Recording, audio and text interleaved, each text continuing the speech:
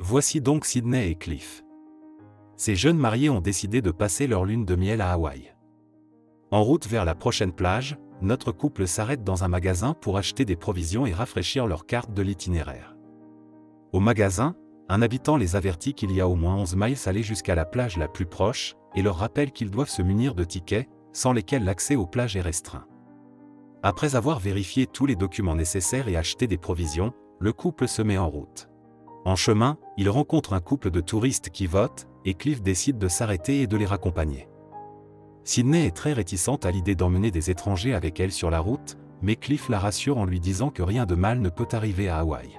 À ce moment-là, une fille nommée Cléo saute dans la voiture, et son petit ami Cal est déjà en train de jeter des objets dans le coffre de la voiture.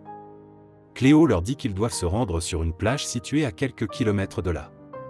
Cliff est d'abord d'accord, mais en voyant le regard de sa femme, l'homme change d'avis. Il dit qu'ils ne feront pas le tour de l'île en voiture aussi loin. Cal l'entend et se met en colère. Il demande à Cléo de descendre immédiatement de la voiture. Mais Cléo, fatiguée d'attendre la voiture, essaie d'apitoyer les jeunes mariés et leur montre ses photos de mariage, parce qu'ils sont aussi de jeunes mariés. Cindy et Cliff, se regardant l'un l'autre d'un air approbateur, acceptent alors de les laisser tomber. Mais Cal insiste avec colère et Cléo doit descendre de la voiture. Cliff et Cindy poursuivent leur route. Enfin arrivés à la plage, notre couple part en randonnée. Sur l'un des sentiers, ils tombent sur un col dangereux, où ils font la connaissance d'un homme très bavard nommé Nick. L'homme passe le col en premier. Puis il sauve Sydney, qui risquait de tomber dans le gouffre à cause de l'hélicoptère. Après cela, les héros décident de poursuivre leur voyage ensemble. Sur la route, Cliff raconte à Nick qu'il est scénariste. Nick est très intéressé, car il rêvait autrefois d'écrire lui-même des scénarios et des livres. Il rencontre ensuite des jeunes filles perturbées qui leur racontent le meurtre d'un couple de jeunes mariés sur une île voisine. On ne sait encore rien de concret sur cet incident, si ce n'est que les meurtriers sont vraisemblablement un homme et une femme. En entendant cette nouvelle, notre couple est un peu inquiet, mais ils ne veulent pas gâcher leur lune de miel, et ils continuent courageusement leur voyage. Un peu plus tard, Nick conduit les jeunes mariés vers une cascade où se baigne sa petite amie Gina. Pendant que Sydney nage avec Nick et Gina, Cliff se rend sur la montagne dans l'espoir d'établir une connexion et de découvrir ce que l'on sait de ces événements sur l'autre île. Soudain, Cliff y rencontre Cal et Cléo. Cal est vexé par la tromperie de Cliff qui a refusé de les emmener en voiture plus tôt. Mais au même moment, Nick arrive et sauve Cliff d'une situation dangereuse, pour ainsi dire. Avant de prendre congé, Cléo dit « Vous n'auriez jamais dû nous déposer ». Après s'être reposé, notre couple a commencé à préparer ses affaires pour reprendre la route.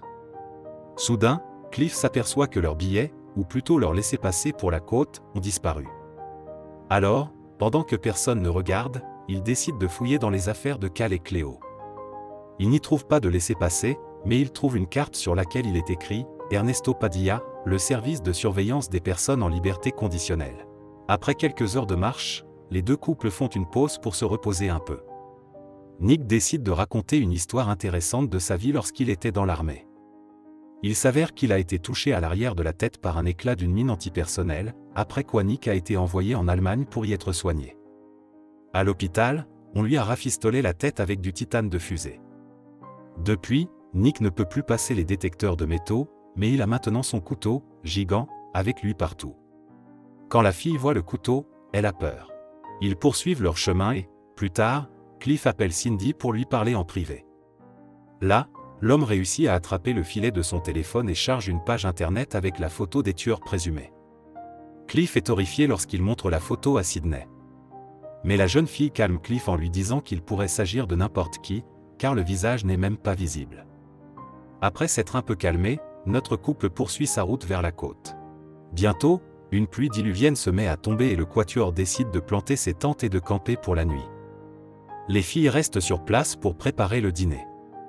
Nick, entendant des bruits dans la forêt, s'y rend avec Cliff, effrayé. En se promenant dans la jungle, Nick aborde le sujet brûlant et dit qu'il comprend Cliff, car il pense probablement que Gina et lui forment un couple sinistre. Mais Nick n'en veut pas à Cliff, car un scénariste doit avoir beaucoup d'imagination et doit envisager tous les scénarios possibles. Pendant ce temps, Sydney et Gina se confient divers secrets. Soudain, Sydney raconte une histoire effrayante datant de sa jeunesse, à savoir qu'elle est sortie avec un certain Rocky. Il s'avère que ce dernier l'a emmené au lac un soir et qu'ils ont passé un bon moment ensemble. Mais soudain, Rocky a allumé ses phares et a fait sortir Sidney de la voiture pour que la jeune fille puisse regarder une montagne de feuilles. C'est là que gisait le labrador d'un voisin, une laisse autour du cou. Par la suite, Rocky a dit qu'il tuerait Sidney si elle parlait à quelqu'un de cette nuit-là. Pendant ce temps, Nick s'enfonce dans la jungle et Cliff remarque un couple inconnu. Cliff s'approche et les observe. Soudain, un certain Chronique, qui avait aidé notre couple à charger des choses dans leur voiture avant de commencer leur voyage, s'approche de Cliff par derrière. Chronique apporte les laissez-passer que Cliff avait oubliés au magasin. Un peu plus tard, Nick arrive avec le butin et Gina se met immédiatement à dépecer la chèvre de montagne. Sidney et Cliff regardent la scène avec horreur. Et alors qu'il fait déjà nuit, assis dans la tente, Cliff dit à Sidney que ces deux-là sont manifestement dangereux.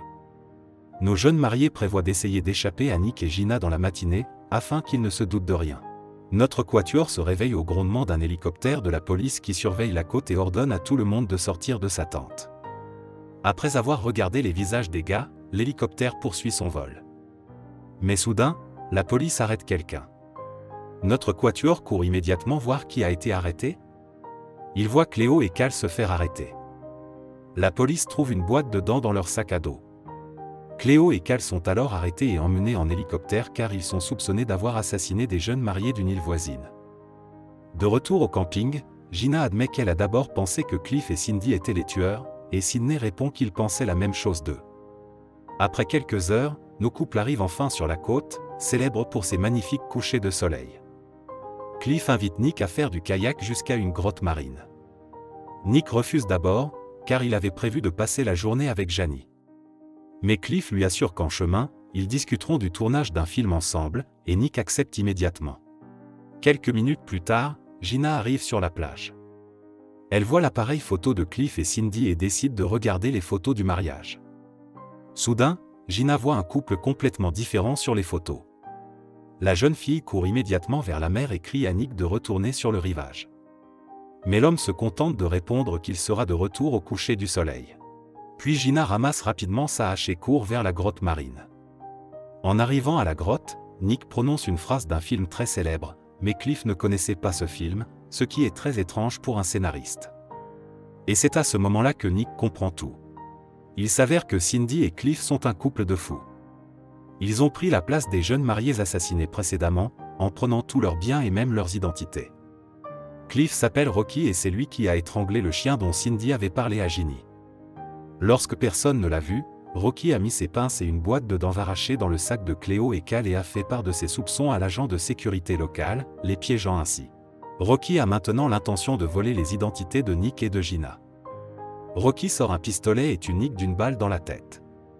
Gina s'en aperçoit et crie de terreur. Rocky la vise immédiatement, espérant la toucher, mais la jeune fille parvient à s'éloigner de la falaise. Au même moment, Sidney se précipite sur Gina avec un couteau. Une bagarre éclate entre les filles, mais Ginny parvient à jeter Sidney à l'eau. À ce moment-là, le téléphone de Janie sonne et la jeune fille explique désespérément toute la situation. Soudain, la jeune fille aperçoit Sidney dans le bateau, puis Rocky escalade la montagne jusqu'à elle. L'homme essaie de la tirer vers le bas de la falaise en la tenant par la jambe, mais Janie réussit à attraper un couteau et à le poignarder dans le bras, puis elle s'enfuit. Rocky demande à Sidney par radio que la jeune fille nage plus vite jusqu'au rivage et qu'elle aille voir la police avant Janie. À ce moment-là, Nick, blessé, reprend soudainement conscience. Il s'avère que le tir a touché la plaque de métal dans la tête de l'homme. Gina descend de la falaise et tombe sur un groupe d'hommes. La jeune fille hurle hystériquement qu'elle est poursuivie par un tueur, mais personne ne la croit. Rocky descend ensuite, et l'homme assure à tout le monde qu'il s'agit de sa petite amie et qu'elle agit bizarrement à cause des pilules qu'elle a prises plus tôt. Rocky leur demande de lui donner Janie. Mais soudain, l'un d'eux remarque que les pupilles de la jeune fille sont normales, alors que celles de Rocky sont dilatées. Rocky sort immédiatement un pistolet et tire sur les hommes. Mais Gina parvient à s'échapper pendant que l'homme recharge son arme. Au même moment, Nick se jette sur Rocky. Après une brève bagarre, Nick s'empare de l'arme et la pointe sur Rocky. Mais au même moment, un hélicoptère de la police arrive, d'où les officiers de police lui ordonnent de déposer immédiatement ses armes, faute de quoi une fusillade sera déclenchée. Rocky incite Nick à tirer en lui disant que ses victimes sont nombreuses et que si Nick ne tire pas maintenant, Rocky promet de revenir les chercher. Le policier s'apprête à tirer, mais au même moment, Gina arrive en courant et, couvrant Nick de son corps, la jeune fille l'écarte. Rocky leur dit que Nick a eu tort de ne pas lui tirer dessus. Soudain, Gina donne un puissant coup de pied à Rocky. Rocky lève alors son arme et la pointe sur la jeune fille. Sidney dit alors à la police que c'est Rocky qui a tué tous ces gens et ruiné la vie de la jeune fille. Un tireur d'élite de la police abat alors Rocky. On voit ensuite les victimes transportées par hélicoptère à l'hôpital. Nick demande Janie en mariage et celle-ci accepte, mais à condition qu'il n'y ait pas de lune de miel. C'est la fin du film. Merci à tous d'avoir regardé ce film jusqu'au bout. Donnez un like à cette vidéo. Écrivez dans les commentaires ce que vous pensez de ce film, et rendez-vous dans de nouvelles vidéos.